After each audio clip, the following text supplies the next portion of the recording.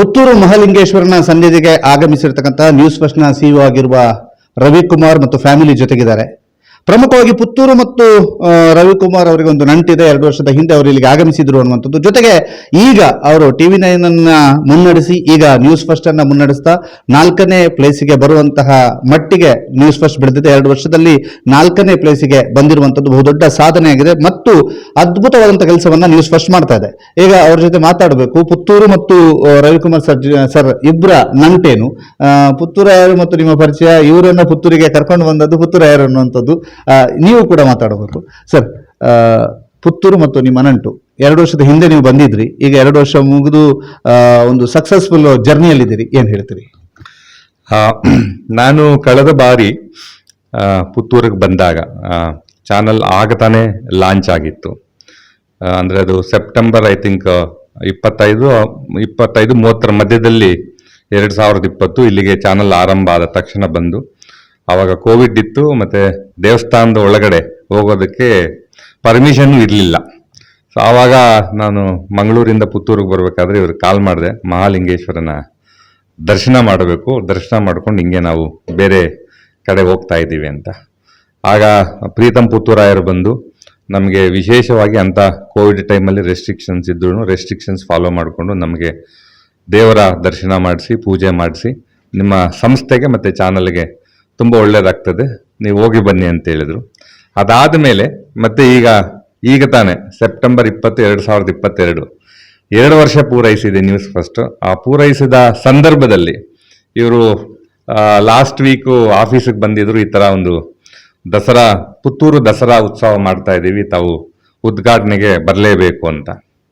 ನಾನು ಹೇಳಿದೆ, ಗುರುಗಳೇ ನಾನು ಯಾವ ಕಾರ್ಯಕ್ರಮಕ್ಕೂ ಹೋಗಲ್ಲ, ಸೊ ನೀವು ಬರಲೇಬೇಕು ಅಂತ ನನಗೆ ಏನೋ ಇನ್ಸಿಸ್ಟ್ ಮಾಡಿದ್ರೆ ನಾನು ಅನಿವಾರ್ಯ ಬಂದೇ ಬರ್ತೀನಿ ಅಂತ. ಇಲ್ಲ, ತಾವು ಬರಬೇಕಾಗ್ತದೆ ಅಂತಂದ್ರು. ಹಂಗಾಗಿ ಪುತ್ತೂರು ದಸರಾ ಕಾರ್ಯಕ್ರಮಕ್ಕೆ ನಿನ್ನೆ ಬಂದೆ, ಮತ್ತೆ ಮಹಾಲಿಂಗೇಶ್ವರನ ದರ್ಶನ ಮಾಡಿದೆ. ನಮಗೆ ಒಳ್ಳೆ ದರ್ಶನ ಆಯಿತು, ಆಶೀರ್ವಾದ ಸಿಕ್ಕಿದೆ ದೇವರದು. ಹಾಗೆ ಅನ್ನಪೂರ್ಣೇಶ್ವರಿ ದೇವಿಯ ಆಶೀರ್ವಾದ, ಮತ್ತೆ ನಿನ್ನೆ ದಸರಾ ಉದ್ಘಾಟನೆ ಆಯಿತು. ತುಂಬ ಸಂತೋಷ ಆಯಿತು, ಮತ್ತೆ ತುಂಬ ಚೆನ್ನಾಗಿ ನಡೀತಿದೆ ಕಾರ್ಯಕ್ರಮಗಳು. 2 ವರ್ಷದ ನ್ಯೂಸ್ ಫಸ್ಟ್ನ ಜರ್ನಿ ಬಗ್ಗೆ ಏನು ಹೇಳ್ತಾರೆ? ಜರ್ನಿ ಬಗ್ಗೆ ಹೇಳೋದಕ್ಕೆ ತುಂಬಾ ಇದೆ. ಯಾಕಂದ್ರೆ ನಾವು ಚಾನಲ್ ಆರಂಭ ಮಾಡಿದ್ದೇ ಕೋವಿಡ್ ಸಂದರ್ಭದಲ್ಲಿ. ನಾವು ಇನ್ಫ್ಯಾಕ್ಟ್ ಹೇಳ್ಬೇಕಂದ್ರೆ ಚಾನಲ್ ಒಂದು 6 ತಿಂಗಳ ಹಿಂದೆನೆ ಲಾಂಚ್ ಮಾಡಬೇಕಾಗಿತ್ತು. ಅಂದ್ರೆ ಸೆಪ್ಟೆಂಬರ್ 2020 ಏನಿತ್ತು ಅದಕ್ಕಿಂತ ಹಿಂದೆ ನಾವು ಮಾರ್ಚ್ ಅಥವಾ ಮೇ ಅಲ್ಲಿ ಚಾನಲ್ ಲಾಂಚ್ ಮಾಡಬೇಕು ಅಂತ ಪ್ಲಾನ್ ಮಾಡಿದ್ವಿ. ಅದೇ ಟೈಮ್ಗೆ ನಾವೇನು ಈ ಎಕ್ವಿಪ್ಮೆಂಟ್ಗೆಲ್ಲ ಆರ್ಡರ್ ಪ್ಲೇಸ್ ಮಾಡಿದ್ವಿ, ಬೇರೆ ಬೇರೆ ದೇಶಗಳಿಂದ ಬ್ರಾಡ್ಕಾಸ್ಟ್ ಎಕ್ವಿಪ್ಮೆಂಟ್ ಬರಬೇಕಾಗ್ತಿತ್ತು. ಸೊ ಲಾಕ್ಡೌನ್ ಆಗಿದ್ದರಿಂದ ಯಾವುದೇ ಎಕ್ವಿಪ್ಮೆಂಟ್ ಬರಲಿಲ್ಲ. ಸೊ ಹಂಗಾಗಿ ನಾವು ಅನಿವಾರ್ಯವಾಗಿ 6ರಿಂದ 8 ತಿಂಗಳು ಚಾನಲ್ ಲಾಂಚ್ನ ಪೋಸ್ಟ್ಪೋನ್ ಮಾಡಬೇಕಾಯ್ತು. ಪೋಸ್ಟ್ಪೋನ್ ಮಾಡಿದ್ವಿ. ಆಮೇಲೆ ಸೆಪ್ಟೆಂಬರಲ್ಲಿ ಚಾನಲ್ ಲಾಂಚ್ ಮಾಡಿದ್ವಿ. ತುಂಬ ಚೆನ್ನಾಗಿ ನಡೀತಿದೆ ಚಾನಲ್ಲು. ಒಳ್ಳೆ ಅಭಿಪ್ರಾಯ ಇದೆ. ನಾನು ರಾಜ್ಯದ ಬೇರೆ ಬೇರೆ ಜಿಲ್ಲೆಗಳಲ್ಲಿ ಪ್ರಯಾಣ ಮಾಡಿದಾಗ, ಬೇರೆ ಬೇರೆಯವ್ರ ಜೊತೆ ಮಾತಾಡಿದಾಗ ಚಾನಲ್ ಬಗ್ಗೆ ಅವ್ರ ಅಭಿಪ್ರಾಯ ಏನಿದೆ ಅಂತೆಲ್ಲ ತಿಳ್ಕೊಂಡಾಗ ಜನ ಒಳ್ಳೆ ಅಭಿಪ್ರಾಯ ಕೊಟ್ಟಿದ್ದಾರೆ.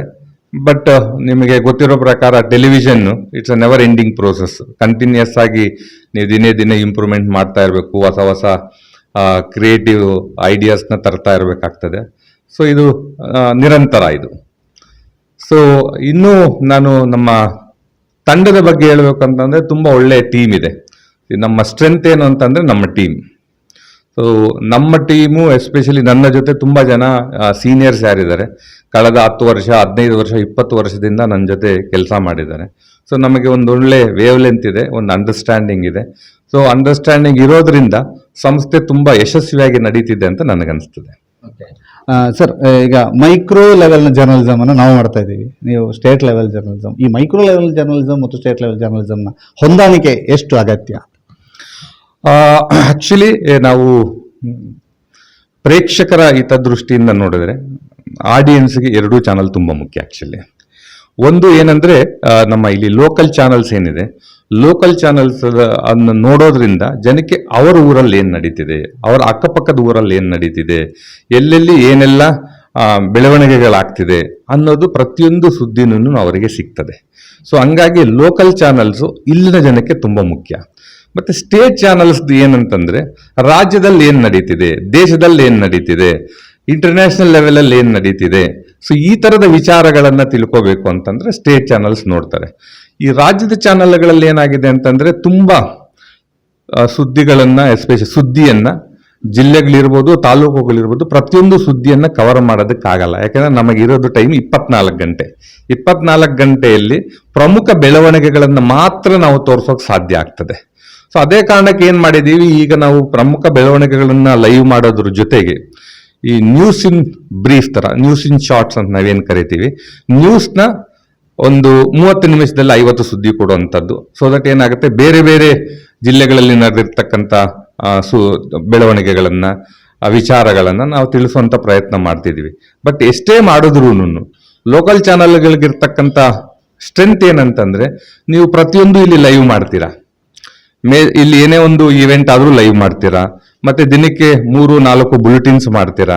ಸೊ ಇದರಿಂದ ಏನಾಗ್ತದೆ, ಅವರ ಊರಲ್ಲಿ, ಅವರ ತಾಲೂಕಲ್ಲಿ, ಅವರ ಜಿಲ್ಲೆಯಲ್ಲಿ, ಅವರ ಅಕ್ಕಪಕ್ಕದ ಊರುಗಳಲ್ಲಿ ಏನ್ ನಡೀತಿದೆ ಅನ್ನೋದನ್ನ ಪ್ರೇಕ್ಷಕರಿಗೆ ತಿಳ್ಕೊಳ್ಳೋದಕ್ಕೆ ತುಂಬಾ ಅನುಕೂಲ ಆಗ್ತದೆ.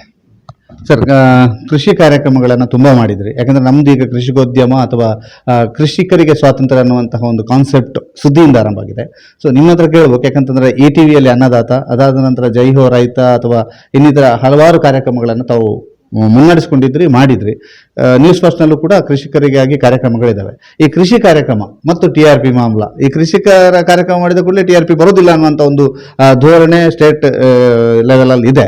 ಅದರ ಜೊತೆಗೆ ಕೃಷಿಕರ ಕಾರ್ಯಕ್ರಮ ಎಷ್ಟು ಮುಖ್ಯ ನಮಗೆ, ಯಾಕಂತಂದ್ರೆ ಅವ್ರು ನಮ್ಮ ಬೆನ್ನೆಲುಬು ಅಂತ. ಒಂದು ಈ ಕೃಷಿ ಕಾರ್ಯಕ್ರಮಗಳನ್ನ ಮಾಡಬಹುದು ಅಂತ ಮೀಡಿಯಾಗೆ ತೋರಿಸ್ಕೊಟ್ಟಿದ್ದೆ ಮಾಧ್ಯಮದ ದಿಗ್ಗಜ ಅಂತ ನಾವೇನ್ ಕರಿತೀವಿ, ರಾಮೋಜಿರಾವ್ ಅವರು. ಯಾಕಂದ್ರೆ ನಾವು ಕೆಲಸ ಆರಂಭ ಮಾಡಿದ್ದೆ ETV ಕನ್ನಡದಿಂದ. ಸೊ ಹಂಗಾಗಿ ಅವರ ಆಲೋಚನೆಗಳು ನಮಗೆ ತುಂಬಾ ಪ್ರಭಾವ ಬೀರಿದೆ. ಅವರು ಅನ್ನದಾತ ಅಂತ ಒಂದು ಮ್ಯಾಗಝಿನ್ ಮಾಡಿದ್ರು. ಅನ್ನದಾತ ಅಂತ ಪ್ರತಿದಿನ ಬೆಳಿಗ್ಗೆ 6:30 7 ಗಂಟೆ ಒಂದು ಅರ್ಧ ಗಂಟೆ ರೈತರಿಗೋಸ್ಕರ ಕಾರ್ಯಕ್ರಮಗಳು ಮಾಡ್ತಿದ್ರು. ಅದರಲ್ಲಿ ತುಂಬಾ ವಿಚಾರಗಳನ್ನ, ರೈತರಿಗೆ ಉಪಯೋಗ ಆಗುವಂತ ವಿಚಾರಗಳನ್ನ ತಿಳಿಸ್ಕೊಡ್ತಾ ಇದ್ರು. ಅದಾದ ಮೇಲೆ ಬೇರೆ ಬೇರೆ ಚಾನೆಲ್ಗಳು, ಬೇರೆ ಬೇರೆ ಪತ್ರಿಕೆಗಳು ರೈತರಿಗೆ ಎಷ್ಟು ಜಾಗ ಕೊಡಕ್ಕಾಗತ್ತೆ ಅವರ ಸಂಬಂಧಪಟ್ಟಂತ ಸುದ್ದಿಗೆ ಅದನ್ನ ಮಾಡ್ಕೊಂಡು ಬಂದಿದ್ದಾರೆ. ಬಟ್ ನನಗನ್ಸುತ್ತೆ ಆಕ್ಚುಲಿ ರೈತರಿಗೆ ಆದಂತ ವಿಶೇಷವಾದ ಕಾರ್ಯಕ್ರಮಗಳು ತುಂಬಾ ಅವಶ್ಯಕತೆ ಇದೆ ಅಂತ. ಬಟ್ ಹೆಂಗ್ ಮಾಡೋದು, ಏನು ಮಾಡೋದು ಅನ್ನೋದು ಅವರವರ ಪತ್ರಿಕೆ ಮತ್ತೆ ಅವರವರ ಚಾನೆಲ್ಗೆ ಸಂಬಂಧಪಟ್ಟಿದ್ದು.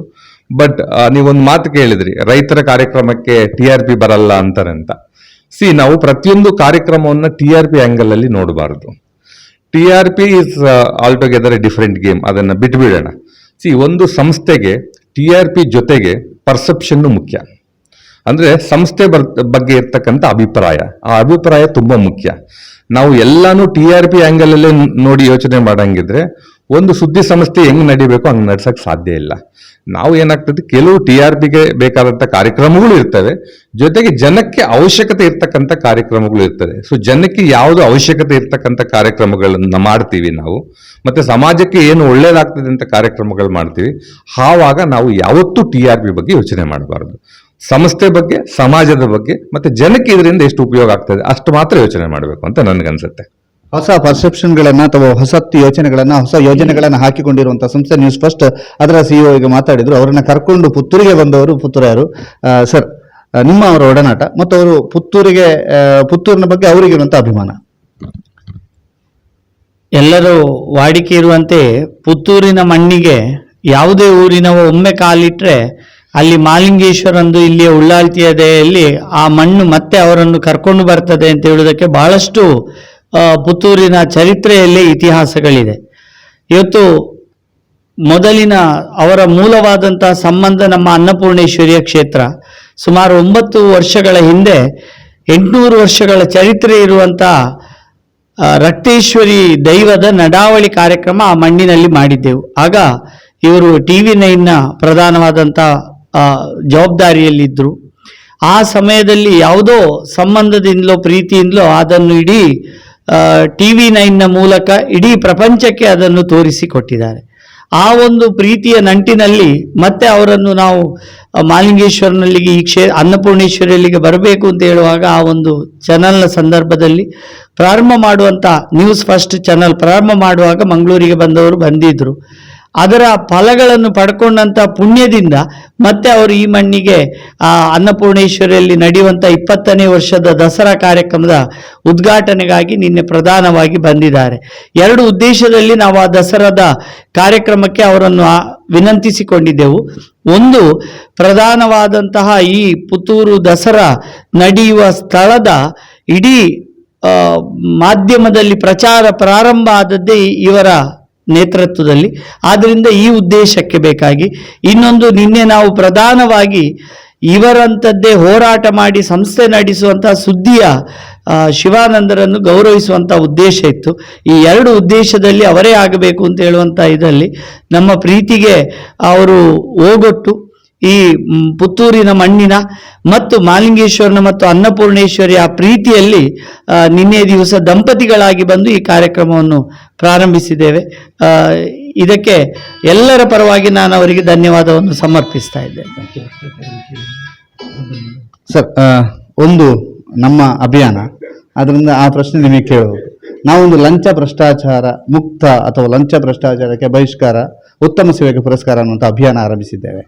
ಈಗ ರಾಜ್ಯ ಸರ್ಕಾರವು ಕೂಡ ಹಲವಾರು ಕಡೆ ನಾನು ಲಂಚ ತೆಗೆದುಕೊಳ್ಳುವುದಿಲ್ಲ ಅನ್ನುವಂಥದ್ದನ್ನ ಬೋರ್ಡ್ ಹಾಕೋದಕ್ಕೆ ಹೊರಟಿದೆ. ಜೊತೆಗೆ ಇತ್ತೀಚೆಗೆ ಮೋದಿ ಅವರು ಕೂಡ ಮಾತನಾಡುವಾಗ ಭ್ರಷ್ಟಾಚಾರ ಮುಕ್ತ ಆಗಬೇಕು ಅನ್ನೋದು ಹೇಳಿದರೆ, ಲಂಚ ಭ್ರಷ್ಟಾಚಾರವನ್ನು ಮುಕ್ತಗೊಳಿಸುವಲ್ಲಿ ಮಾಧ್ಯಮಗಳ ಪಾತ್ರ ಏನು, ಎತ್ತ ಹೇಗೆ?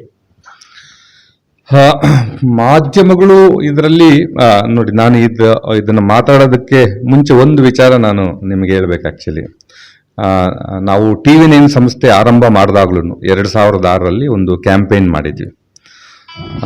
ಭ್ರಷ್ಟಾಚಾರದ ವಿರುದ್ಧ ಸಮರ ಸಾರಿದ್ದೇವೆ, ಬನ್ನಿ ಕೈ ಜೋಡಿಸಿ ಅಂತ ಒಂದು ನಂಬರ್ ಕೊಟ್ಟಿದ್ವಿ.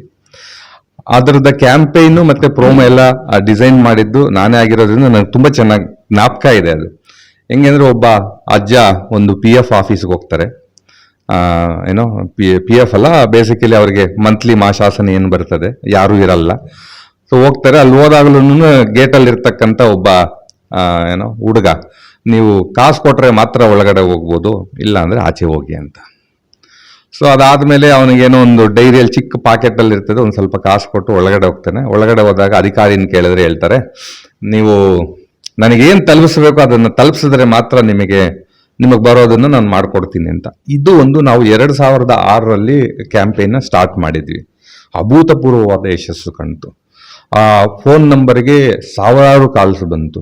ಸೊ ಎಷ್ಟೋ ವಿಚಾರಗಳನ್ನ ನಾವು ಆವಾಗ ಏನೋ ಜನಕ್ಕೆ ತಿಳಿಸುವಂತ ಪ್ರಯತ್ನ ಮಾಡಿದ್ವಿ. ಕೆಲವು ಭ್ರಷ್ಟ ಅಧಿಕಾರಿಗಳನ್ನ ಎಕ್ಸ್ಪೋಸ್ ಮಾಡಿದ್ವಿ, ಎಲ್ಲ ಮಾಡಿದ್ವಿ. ಇದು ನಿರಂತರವಾಗಿ ನಡೀತು. ಆಕ್ಚುಲಿ ನನಗನ್ಸುತ್ತೆ ಈಗಲೂ ನಾವು ನ್ಯೂಸ್ ಫಸ್ಟ್ ಅಲ್ಲೂ ತುಂಬಾ ಕ್ಯಾಂಪೇನ್ಸ್ ಮಾಡಿದ್ದೀವಿ, ತುಂಬಾ ಸ್ಟಿಂಗ್ ಆಪರೇಷನ್ಸ್ ಮಾಡಿದ್ದೀವಿ.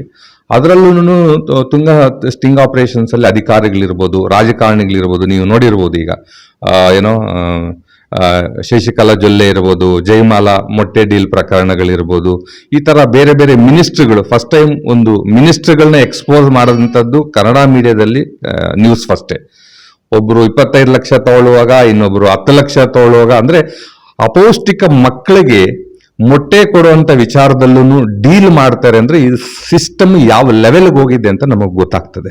ಅಪೌಷ್ಟಿಕ ಮಕ್ಕಳು, ಬಡ ಮಕ್ಕಳು, ಅವರಿಗೆ ಒಂದು ದಿನದ ಊಟನೂ ಕಷ್ಟ, ಅಂತ ಮಕ್ಕಳಿಗೆ ಕೊಡುವಂತ ಮೊಟ್ಟೆಯಲ್ಲೂ ಡೀಲ್ ಮಾಡಿ ದುಡ್ಡು ಮಾಡ್ತಾರೆ ಅಂತಂದ್ರೆ ರಾಜಕಾರಣಿಗಳು ಯಾವ ಲೆವೆಲ್ಗೆ ಹೋಗಿದ್ದಾರೆ ಅಂತ ಈ 2 ಸ್ಟೋರಿಯಿಂದ ನಮಗೆ ಗೊತ್ತಾಗ್ತದೆ. ಸೊ ಇದೇ ತರ ಬೇರೆ ಬೇರೆ ಅಧಿಕಾರಿಗಳು ಲಂಚ ತಗೊಳ್ಳುವಾಗ ರೆಡ್ ಹ್ಯಾಂಡ್ ಆಗಿ ಸಿಕ್ಕಿರ್ತಕ್ಕಂಥದ್ದು, ಕ್ಯಾಮ್ರಾಲ್ ಸೆರೆ ಆಗಿರ್ತಕ್ಕಂಥ ನೂರಾರು ಉದಾಹರಣೆಗಳಿದೆ.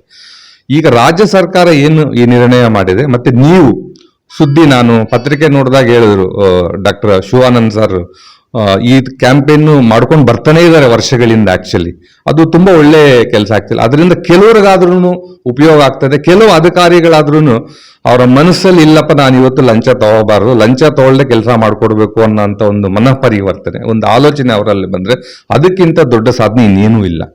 ಸೊ ಇದು ಈ ತರದ ಕ್ಯಾಂಪೇನ್ಸ್ ಏನಿದೆ, ಇದು ನಿರಂತರವಾಗಿ ನಡೀತಾ ಇರಬೇಕು. ಜೊತೆಗೆ ಸರ್ಕಾರದಲ್ಲೂ ಈ ತರ ಭ್ರಷ್ಟ ಅಧಿಕಾರಿಗಳು ಯಾರಿದ್ದಾರೆ ಅವರ ವಿರುದ್ಧ ನಿರ್ದಾಕ್ಷಿಣ್ಯ ಕ್ರಮ ತಗೋಬೇಕು.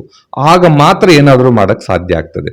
ನಾನು ಈ ವಿಚಾರದಲ್ಲಿ ಸುದ್ದಿ ಬಿಡುಗಡೆ ಪತ್ರಿಕೆಯನ್ನ ಮತ್ತೆ ಅವರ ಸಂಪಾದಕರನ್ನ ಅಭಿನಂದಿಸ್ತೀನಿ. ಯಾಕಂದ್ರೆ ಈ ತರದೊಂದು ಕ್ಯಾಂಪೇನು ಈ ಪುತ್ತೂರು ಮತ್ತೆ ಈ ಅಕ್ಕಪಕ್ಕ ಜಿಲ್ಲೆಗಳಲ್ಲಿ ನಡೆಸ್ತಾ ಇರೋದು, ಮತ್ತೆ ಇದು ಯಶಸ್ವಿಯಾಗಿ ಮನೆ ಮನೆಗೂ ತಲುಪ್ತಾ ಇರತಕ್ಕಂಥದ್ದು ನಿಜವಾಗ್ಲೂ ಸಂತೋಷವಾದ ವಿಚಾರ.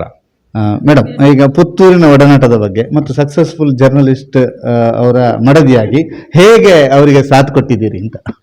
ಇಲ್ಲ, ಪುತ್ತೂರಿಗೆ ಜನಕ್ಕೆ ಇಷ್ಟೊಂದು ಮಣ್ಣಿನ ಬಗ್ಗೆ ಅಭಿಮಾನ ಇರೋದು ನನಗೆ ತುಂಬ ಸಂತೋಷ ಆಯಿತು. ಆ್ಯಕ್ಚುಲಿ ನಿನ್ನೆಯಿಂದ ಕೇಳ್ತಾನೆ ಇದ್ದೆ, ತುಂಬ ಎಷ್ಟು ಅಭಿಮಾನ ಇದೆ ಪುತ್ತೂರವ್ರಿಗೆ ಅಂತಂದರೆ ನಿಜವಾಗ್ಲೂ ಸಂತೋಷ ಆಗುತ್ತೆ. ಇನ್ನು ಇವ್ರ ಜರ್ನಿಯಲ್ಲಿ ಹೇಳ್ಬೇಕಂದ್ರೆ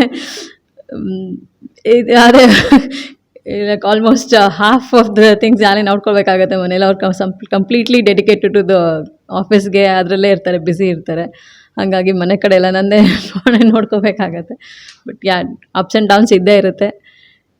ಬಟ್ ನ್ಯೂಸ್ ನೋಡೋರು ಖಂಡಿತ ಹೇಳ್ತೀನಿ, ಎಲ್ಲರಿಗೂ ಈ ನ್ಯೂಸ್ ಅಂದ್ರೇ ಒಂದು ಫ್ರಸ್ಟ್ರೇಷನ್ ಇರುತ್ತೆ. ಇವು ಬರೀ ಕೂಗಾಡೋದು, ಕಿರ್ಚಾಡೋದು, ಅನ್ನೆಸೆಸರಿಯಾಗಿ ಹೈಪ್ ಮಾಡೋದು ಎಲ್ಲ ಇರುತ್ತೆ ಅಂತ. ಅಂಥವ್ರಿಗೆ ಡೆಫಿನೆಟ್ಲಿ ನ್ಯೂಸ್ ಫಸ್ಟ್ ನೋಡಿ ಅಂತ ಹೇಳ್ತೀನಿ. ಬಿಕಾಸ್ ಯಾಕಂದರೆ ಅಲ್ಲಿ ಕಂಪ್ಲೀಟ್ಲಿ ನ್ಯೂಸ್ ಹಾಗೆ ಪ್ರೆಸೆಂಟ್ ಮಾಡ್ತಾರೆ. ಏನು ಎಕ್ಸಾಜರೇಷನ್ ಏನೂ ಇರೋದಿಲ್ಲ. ಏನು ಫ್ಯಾಕ್ಟ್ಸ್ ಇದೆಯೋ ಅಷ್ಟೇ ಆಗುತ್ತೆ. ಆ್ಯಂಡ್ ಹೋಲ್ ಡೇ ಹೊಸ ಹೊಸ ನ್ಯೂಸ್ ಬರ್ತಾ ಇರುತ್ತೆ. ಇದು ಒಂದು ಬೋರ್ ಆಗಲ್ಲ, ಒಂದೇ ಟಾಪಿಕ್ ತೊಗೊಂಡು ಒಂದಷ್ಟೊತ್ತು ಮಾತಾಡೋದು ಅದೆಲ್ಲ ಏನೂ ಇರೋದಿಲ್ಲ. ಸೊ ಖಂಡಿತ ನ್ಯೂಸ್ ಫಸ್ಟ್ ನೋಡಿ ಅಂತ ಹೇಳ್ತೀನಿ.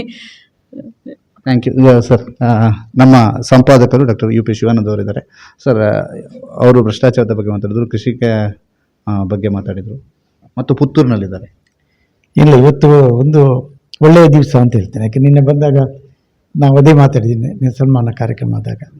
ನಾವು ಇಷ್ಟು ವರ್ಷ ಮಾಡ್ತಿರೋ ಆಂದೋಲನಕ್ಕೆ ಸರ್ಕಾರ ಕೂಡ ಲಂಚ ಭ್ರಷ್ಟಾಚಾರದ ವಿರುದ್ಧ ಒಂದು ಫಲಕ ಹಾಕಬೇಕಂತ ಹೇಳಿದ್ದು ಒಂದು ಒಳ್ಳೆಯ ಬೆಳವಣಿಗೆ. ಯಾಕೆಂದರೆ ನಾ ಕಚೇರಿಯಲ್ಲಿ ಬಂದಾಗ ಲಂಚ ಭ್ರಷ್ಟಾಚಾರದ ಫಲಕ್ಕಿದೆ, ಲಂಚ ತಗೊಳ್ಳೋದಿಲ್ಲ, ಭ್ರಷ್ಟಾಚಾರ ಆಗಲಾರೆ ಅಂತ.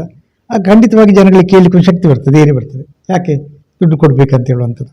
ಅದು ಆಂದೋಲನ ಯಶಸ್ವಿಯಾಗಲಿಕ್ಕೆ ಹಂತವಾಗಿದೆ. ದಕ್ಷಿಣ ಜಿಲ್ಲೆಯಲ್ಲಿ ಅದು ವಿಸ್ತಾರವಾಗಿ ಮಾಡ್ತಾಯಿದೆ. ನಮಗೆ ಒಂದು ಹೆಜ್ಜೆ ಮುಂದೆ ಇದೆ. ನಾವು ಬರೀ ಲಂಚ ಭ್ರಷ್ಟಾಚಾರವನ್ನು ಗುರುತಿಸ್ತಾ ಇಲ್ಲ, ನಾವು ಉತ್ತಮ ಸೇವೆಯನ್ನು ಗುರುತಿಸ್ತಾ ಇದೆ. ನಮ್ಮಲ್ಲಿ ಈ ಆಂದೋಲನ ಮಾಡಿದ್ದು ಹೇಗೆ, ಪ್ರಾರಂಭ ಮಾಡಿದ್ದು ಹೇಗೆ ಅಂದರೆ, ಪ್ರತಿ ಇಲಾಖೆಯಲ್ಲಿ ಉತ್ತಮ ಕೆಲಸ, ಅಟೆಂಡರ್ ಇರ್ಬೋದು, ಮ್ಯಾನೇಜರ್ ಇರ್ಬೋದು, ಆಫೀಸರ್ ಇರ್ಬೋದು, ಯಾರು ಉತ್ತಮ ಕೆಲಸ ಜನರು ಗುರುತಿಸೋದು, ಅವನ ಫೋಟೋನ ಪತ್ರಿಕೆಯಲ್ಲಿ ಹಾಕಿ ಅವನನ್ನು ಇಡೀ ಸಮಾಜದಲ್ಲಿ ಒಳ್ಳೆ ಮನುಷ್ಯ ಅಂತ ಗುರುತಿಸಿದೆ. ನೀವು ನೆನಪಿರಲ್ಲ, ಒಂದು ಲೈನ್ ಮ್ಯಾನ್ ಕುಂಬ್ರದಲ್ಲಿ ಅವನ ಫೋಟೋ ಬಂದದಕ್ಕೆ ನಮ್ಮ ಪತ್ರಿಕೆಯಲ್ಲಿ 90 ಜನ ಸ್ಟಾಟಸ್ ಹಾಕ್ಕೊಂಡಿದ್ದರು. ಅಂದರೆ ಅವನು ಅಷ್ಟು ಒಳ್ಳೆ ಕೆಲಸಗಾರ ಆಗಿದ್ದ. ಒಂದು PD ಒಳ್ಳೆ ಕೆಲಸ ಮಾಡ್ತಿದ್ದಾನೆ. ಊರೆಲ್ಲ ಫೋನ್ ನನಗೆ, ಭಾಳ ಒಳ್ಳೆ ಚೆನ್ನಾಗಿ ಗುರುತಿಸಿದ್ರಿ ಅವರನ್ನು, ಅವ್ರು ದುಡ್ಡು ಕೊಟ್ಟರೆ ಯಾರು ದೇವಸ್ಥಾನ ಕೊಡಿ ಅದು ಬಡವರು ಕೊಡಿ ಅಂತ ಹೇಳ್ತಾರೆ, ಕೆಲಸ ಮಾಡಿಕೊಡ್ತಾರೆ ಅಂತ. ತುಂಬ ಜನ ಇದ್ದಾರೆ. ನಾನು ರೈತನ ಹೇಗೆ ನೀವು ಗುರುತಿಸಿದ್ರೆ ಅದೇ ರೀತಿಯಲ್ಲಿ ನಾವಿಲ್ಲಿ ಒಂದು ಕೆಲಸ ಮಾಡಿದ್ದು ಉತ್ತಮ ಸೇವೆ ಗುರುತಿಸಿ. ಲಂಚ ಭ್ರಷ್ಟಾಚಾರಕ್ಕೆ ಬಹಿಷ್ಕಾರ, ಉತ್ತಮ ಸೇವೆಗೆ ಪುರಸ್ಕಾರ. ಉತ್ತಮ ಪುರಸ್ಕಾರವನ್ನು ಪ್ರತಿ ವೆನ್ಲಾಕ್ ಆಸ್ಪತ್ರೆಯಲ್ಲಿ ಪ್ರಾರಂಭ ಮಾಡಿದ್ದಾರೆ, ನಮ್ಮ ಫ್ರೆಂಡ್ಸ್ ಸ್ಟಾರ್ಟ್ ಮಾಡಿದ್ದಾರೆ. ವೆನ್ಲಾಕ್ ಆಸ್ಪತ್ರೆ ಒಳ್ಳೆ ನರ್ಸ್ ಯಾರು, ಒಳ್ಳೆ ಡಾಕ್ಟ್ರ್ ಯಾರು, ಒಳ್ಳೆ ಕೆಲಸ ಮಾಡು, ಅಲ್ಲಿಂದ ಪ್ರಾರಂಭ ಮಾಡಿ ಅಂತ ಹೇಳ್ತಾರೆ. ಆಗ ಆಟೋಮೆಟಿಕ್ ಭ್ರಷ್ಟಾಚಾರ ಇರ್ತಾನೆ, ಅವನಿಗೆ ಸ್ವಲ್ಪ ಹಿಂದೆ ಹೋಗುವಂತ ಆಗ್ತದೆ. ನಾನು ಹಿಂದೆ ಹೋಗ್ತೇನೆ ಅಂತ ಎಲ್ಲರಿಗಾಗಿದೆ ಅಂತ ನಮ್ಮ ಒಂದು ಕೆಲವು ಆಫೀಸರ್ಗಳು ನಮ್ಮ ಹುಡುಗನ ಕರೆದು, ನಾನು ಲಂಚ ಭ್ರಷ್ಟಾಚಾರ ತಗೊಳ್ಳೋದು ಮಾಡೋದಿಲ್ಲ, ಉತ್ತಮ ಕೆಲಸ ಮಾಡ್ತೇನೆ, ಜನ ಹೇಳೋದಿಲ್ಲ ನಿಮಗೆ ಅಂತ ನಮ್ಮನ್ನು ಕೇಳಲಿಕ್ಕೆ. ಯಾಕೆ ಅವನ ಫೋಟೋ ಬರ್ತಾ ಇಲ್ಲ, ಅವನು ಅಲ್ಲಿವರೆಗೆ ಮುಂದೆ ಬಂದುಬಿಟ್ಟು ನೋಡಿ ವಿಚಾರಿಸಿ ಊರಲ್ಲಿ ನಾವು ತಗೊಳ್ತೇವೆ ಅಂತ ಕಡೆ ಹೋಗಿ ಅಂತ ಅನಿಸಿದ್ದು ನಮಗೆ. ಆಮೇಲೆ ಇನ್ನೊಂದು ಕಡೆಯಲ್ಲಿ ಏನು ಒಳ್ಳೆ ಬೆಳವಣಿಗೆ ಆಯ್ತು ಅಂದರೆ, ಮೊದಲು ಲಂಚ ತಗೊಳ್ತಾ ಇದ್ದ. ಈ ಆಂದೋಲನ ಪ್ರಾರಂಭದ ಫೋಟೋ ಬರಲಿಕ್ಕೆ ಪ್ರಾರಂಭ ಲಂಚ ಬಿಟ್ಟ. ಆಗ ಅವನ ಫೋಟೋ ಬಂದಾಗ ಜನ ಕೇಳಿದ್ರು, ಅವನು ಲಂಚ ತಗೊಂಡಿದ್ದಾನೆ, ಈಗ ತಗೊಳ್ತಾನೆ ನೋಡಿ, ಟೆಸ್ಟ್ ಮಾಡಿ ನೋಡಿ, ಸ್ಟಿಂಗ್ ಆಪರೇಷನ್ ಲಂಚ ತಗೊಳ್ತಾನೆ ನೋಡಿ ಅಂತ. ತಗೊಳ್ತಾ ಇಲ್ಲ ಅವನು. ನಾವು ಲಂಚ ತಗೊಳ್ಳೋ ಸ್ಟಿಂಗ್ ಆಪರೇಷನ್ ಮಾಡಿದ್ವಿ, ಇಲ್ಲಿ ಲಂಚ ತಗೊಳ್ಳೋದಿಲ್ಲ ಸ್ಟಿಂಗ್ ಆಪರೇಷನ್ ಆಗ್ತಾಯಿದೆ. ಅಂದರೆ ಜನ ಅಷ್ಟು ವಿಶ್ವಾಸ ತಗೊಳ್ಳಿಕ್ಕೆ ಪ್ರಾರಂಭ ಮಾಡಿದ್ದಾರೆ. ಅವನಷ್ಟು ಧೈರ್ಯವಾಗಿ ಜನ ಹೇಳ್ತಿಲ್ಲ, ಅವರು ತಗೊಳ್ಳೋದಿಲ್ಲ, ಒಳ್ಳೆ ಕೆಲಸ ಮಾಡ್ತಾರೆ. ಬರೀ ಲಂಚ ತಗೊಳ್ಳೋದಿರೋದು ಮುಖ್ಯ ಅಲ್ಲ, ನಮಗೆ ಉತ್ತಮ ಕೆಲಸ ಮಾಡಬೇಕು. ತಗೊಳ್ಳೋದೇ ಮನೇಲಿ ಕೂತ್ಕೊಂಡು ಏನು ಮಾಡ್ತಾನೆ, ಆಫೀಸಲ್ಲಿ ಕೂತು. ಹಾಗೆ ಆಂದೋಲನ ಚೆನ್ನಾಗಿದೆ. ನಮಗೆ ಆ್ಯಕ್ಚುಲಿ ನಿಮ್ಮ ಬ್ಯಾಂಗ್ಳೂರ್ ಅಂತ ಚಾನಲ್ಗಳಿಗೆ ನಮ್ಮ ಇದನ್ನು ನಿಮ್ಮೊಟ್ಟಿಗೆ ಸೇರಿಸಿಕೊಂಡು ಮಾಡುವ ಯೋಚನೆಗಳಿದೆ. ಮತ್ತು ನೀವು ಅತ್ಯಂತ ಸಂತೋಷ, ನೀವು ಬಂದಾಗ ನಿನ್ನ ಕಾರ್ಯಕ್ರಮಗಳಿದ್ದರು, ನಾನು ನಮ್ಮ ಟೀಮ್ಗೆ ಹೇಳಿದೆ, ಭಾಳ ಆರಾಮವಾಗಿ. ಅಂದರೆ ಒಂದು ಈ ಮೀಡಿಯಾದವರು ಭಾಳ ಯಾವಾಗಲೂ ಗಡಿ ಬಿಟ್ಟಿದ್ರು, ನೀವು ಕೂಲ್ ಆಗಿದ್ರಿ, ನೀವು ಒಟ್ಟಿಗಿದ್ರಿ. ಹಾಗೆ ಇದು ಭಾಳ ಸಂತೋಷ ವಿಷಯ. ಬಿಡಿದ್ರು ಈ ಥರ ಸಮಾಜದಲ್ಲಿ ಬೆರೆಯುವಂಥದ್ದಾಗಲಿ ಮಾಡೋದು ಭಾಳ ಸಂತೋಷ ವಿಷಯ. ವಿಶೇಷವಾಗಿ ನೀವು ಬೆನ್ನೆಲುಬಾಗಿದ್ದರಿಂದ ಗೊತ್ತಾಗ್ತದೆ ಈ ವಿಷಯ. ಚಾನಲ್ ಬಗ್ಗೆ, ನಿಮ್ಮ ಚಾನಲ್ ಬಗ್ಗೆ ಹೇಗೆ ಅದನ್ನು ಎಕ್ಸ್ಪ್ಲೈನ್ ಮಾಡಿದ್ದು ಭಾಳ ಚೆನ್ನಾಗಿದೆ. ಮತ್ತು ಪುತ್ತೂರಾಯರು ನಮ್ಮ ಆತ್ಮೀಯರು, ಅವ್ರು ನೀವು ಕರ್ಕೊಂಡ್ಬಂದದ್ದು ಭಾಳ ಸಂತೋಷ ವಿಷಯ. ಅದಕ್ಕೆ ನಾವು ಒಂದು ಒಳ್ಳೆಯ ಬೆಳವಣಿಗೆ ನಿಮ್ಮ ಸಾಥ್ ನಿಮ್ಮೊಟ್ಟಿಗೆ ಸೇರಿಕೊಳ್ಳೋದು ನಮ್ಮ ಉದ್ದೇಶ. ಎಲ್ರಿಗೂ ನಿಮಗೆ ಇನ್ನು ಮುಂದೆ ಒಳ್ಳೆಯದಾಗಲಿ ಅಂತ ಅಭಿನಂದನೆಗಳನ್ನು ಸಲ್ಲಿಸ್ತೇನೆ. ಮಾಧ್ಯಮದ ಲೋಕದ ಜರ್ನಿ ಜೊತೆಗೆ ಕೃಷಿಕರ ಬಗ್ಗೆ ಭ್ರಷ್ಟಾಚಾರದ ವಿರುದ್ಧ ಹೋರಾಡುವುದು ಹೇಗೆ ಅನ್ನುವಂಥ ವಿಚಾರದ ಬಗ್ಗೆ, ಜೊತೆಗೆ ಭ್ರಷ್ಟಾಚಾರದ ವಿರುದ್ಧ ಹೋರಾಡುವಂತಹ ಸಂದರ್ಭದಲ್ಲಿ ಈ ಹಿಂದೆ ಮಾಡಿದಂತಹ 10 ಹಲವಾರು ಅಭಿಯಾನದ ಬಗ್ಗೆಯೂ ಕೂಡ ನ್ಯೂಸ್ ಫಸ್ಟ್ನ CEO ಆಗಿರುವಂತಹ ರವಿಕುಮಾರ್ ಮಾತಾಡಿದ್ರು. ಅವರ ಧರ್ಮಪತ್ನಿ ಮತ್ತು ಪುತ್ತೂರಾಯರು ಎಲ್ಲರೂ ಕೂಡ ನಮ್ಮ ಜೊತೆಗೆ ಮಾತನಾಡಿದ್ರು. ಜೊತೆಗೆ ಪುತ್ತೂರಿನ ಜೊತೆಗಿನ ಒಡನಾಟದ ಬಗ್ಗೆ, ಪುತ್ತೂರಿನ ಮಹಾಲಿಂಗೇಶ್ವರನ ಮೇಲಿರುವಂತಹ ಭಕ್ತಿಯ ಬಗ್ಗೆ, ಎಲ್ಲದರ ಬಗ್ಗೆಯೂ ಕೂಡ ಬಹಳ ವಿಶೇಷವಾಗಿ ಮಾತನಾಡಿದ್ದಾರೆ. ಅವರಿಗೆ ಮುಂದಿನ ಅವರ ಯೋಚನೆಗಳು ಕೂಡ ಸಫಲತೆಯನ್ನ ಕಾಣಲಿ ಮತ್ತು ಮತ್ತಷ್ಟು ಮೇಲ್ಮಟ್ಟಕ್ಕೆ ಅವರ ಸಂಸ್ಥೆಗಳು ಏರಲಿ ಅನ್ನುವಂಥ ಆಶಯವನ್ನ ಸುದ್ದಿ ಕೂಡ ವ್ಯಕ್ತಪಡಿಸ್ತಾ ಇದೆ. ಗೌತಮ್ ಶೆಟ್ಟಿ ಜೊತೆಗೆ ದಾಮೋದರ ದುಂಡಲೆ, ಸುದ್ದಿ ನ್ಯೂಸ್, ಪುತ್ತೂರು. ಆಹ್ಲಾದಕರ ಅನುಭವ, ತಾಜಾತನ ಹಾಗೂ ರುಚಿಯೊಂದಿಗೆ ನಿಮ್ಮ ಮನಸ್ಸನ್ನ ಮುದಗೊಳಿಸಲು ಬಳಸಿ ವಿದ್ಯಾ coffee. For enquiry contact 08041722212 42100916. For trading and distribution contact 6366033581.